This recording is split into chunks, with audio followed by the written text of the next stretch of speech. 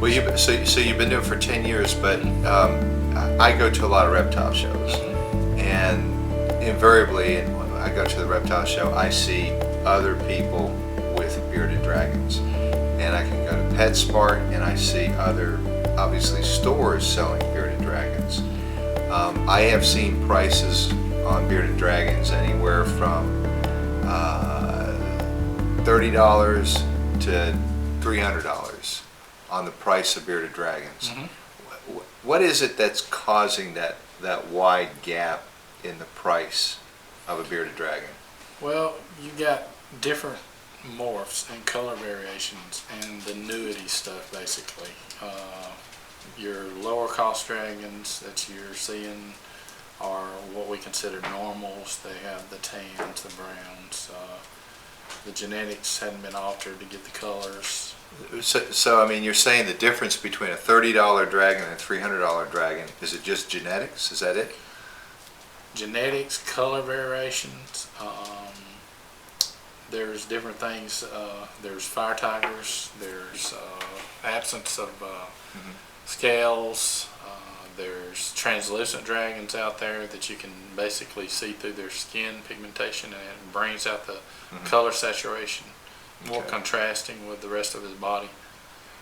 You can actually see through their belly almost. Yeah. Well, you're talking about the different morphs, though, but how can you be assured that you're getting a good quality dragon? I mean, because people typically will pay a little more if they know the quality's there. What is it about Robert Johnson, the way you breed things, the way you do things, that we can convey to people that you're producing a quality product versus some product that's done differently? Well, I've been in this for the long run, so reputation means a lot to me. Quality with these dragons, to make sure you get a healthy dragon that's gonna live when you get it home, is our #1 priority. We won't sell a dragon less than 6 weeks old.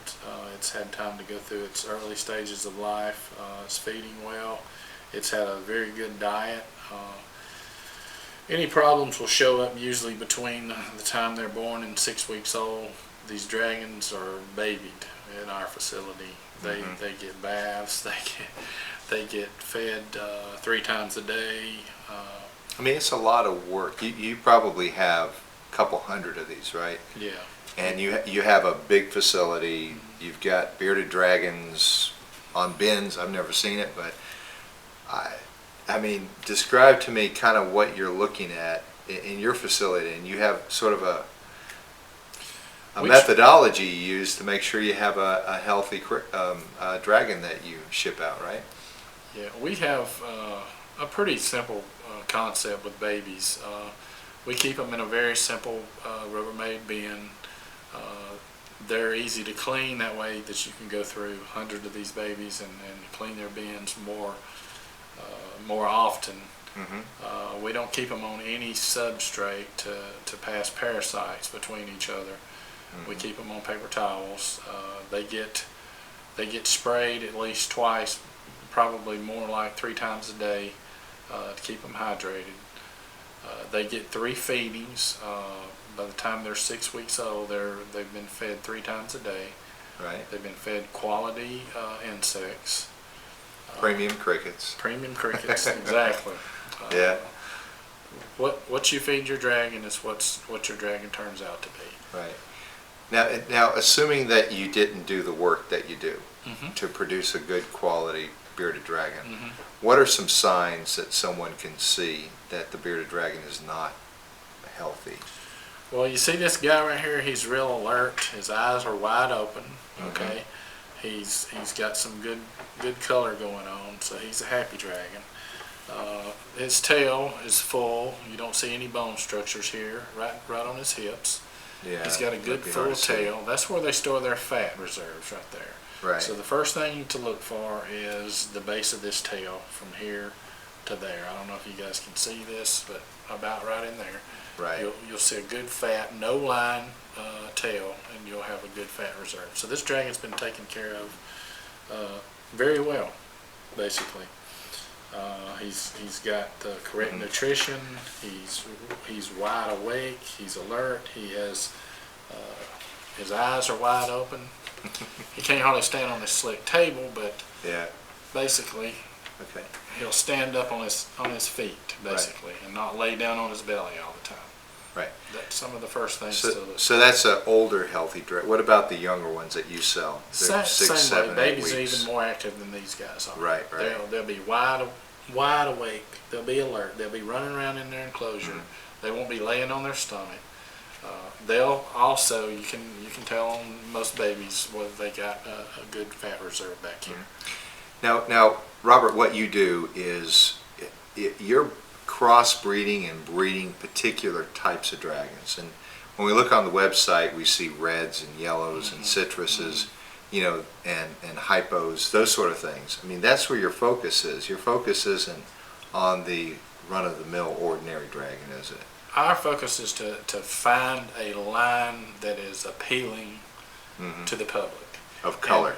And, yes. Just like this dragon right here. How would you describe his color? We call this a orange head, basically. Orange head. Yep. And Looking at me. But he's got a little yellow in the top of his head. But Okay. you see a lot of dragons out there that have the oranges and the reds. And the saturation. I can say, I'm sorry to interrupt though, is that with this color, when I bring people over to my house and they see this dragon, they immediately seem to be drawn by the color. Like, oh, that color is gorgeous. And you know, for someone who's never seen a bearded dragon before, which is, I personally enjoy that color right there, to see that in him. It's different, it's quite amazing.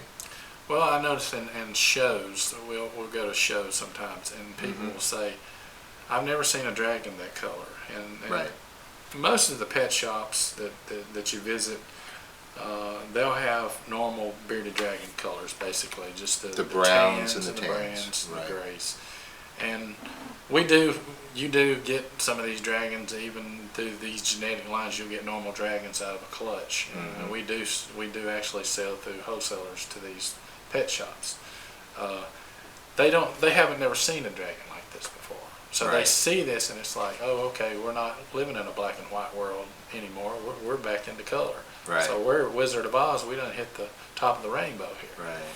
These guys have come a long ways in 30 years, and you can get basically a lavender sidebarred orange red-headed dragon now if you wanted to, or translucent, or a leatherback hypo-translucent dragon. In 30 years, that's a long ways. And in it just keeps genealogy. going on and on. Oh, and yeah. on. Yeah. So the variations are going to continue, because people like Robert, what he does is he'll go down to Daytona and he'll look for a particular type of either a male or a female dragon so that you can breed it. And you understand how mixing the males and the females and working with Yeah. genetic, you understand how that works, right? Yeah. And so do you have particular projects you're working on, like you're trying to achieve right now, something that maybe nobody has? We're actually working in line with what's already been established right now, but it's the new stuff we're looking at. We're looking at the reduced scales, the translucent dragons, the hypotranslucents, and the new leatherbacks, the smoothbacks, and the silkies. That's pretty much That's the where you're going focusing thing right on. now. Yes. Okay. And we have all the old school dragons. We have all the citrus lines, the tangerines, the oranges, the reds, the snows, the leucistics. We have all those lines, and they're still, I mean, people are still loving these dragons. So Yeah, it's not like yeah. this is going out. Right. It's like something new's coming up. So Right. we'll stay on top of the market. And Yeah, always so close. It's typically how exciting. many dragons do you have at one time? We house anywhere from 400 to 1,000 babies, 200 adult breeders Really? at any given time. Wow, Yeah. wow, that's a lot. Now, didn't you say you supplied Petco or at one time I used to sell to the wholesaler that sold Petco. to Petco? PetSmart. Okay, PetSmart. So you've had wide variety of experiences out there with bearded dragons. And by now, after 10 years, I hope you've kind of got it figured out how to do it. Oh yes, 10 Make years sure it's quality product. is definitely a learning process. First couple of years you stumble a lot and you have to learn all this genetics and what does what and how to take care of this guy properly. But it's an easy dragon to take care of. It's as long as you do your homework and you get some good information, well then this guy will And that's why we're doing these videos, is to convey information to all of you guys out there so you know what to do and how to take care of your bearded dragon. All right, thank you very much.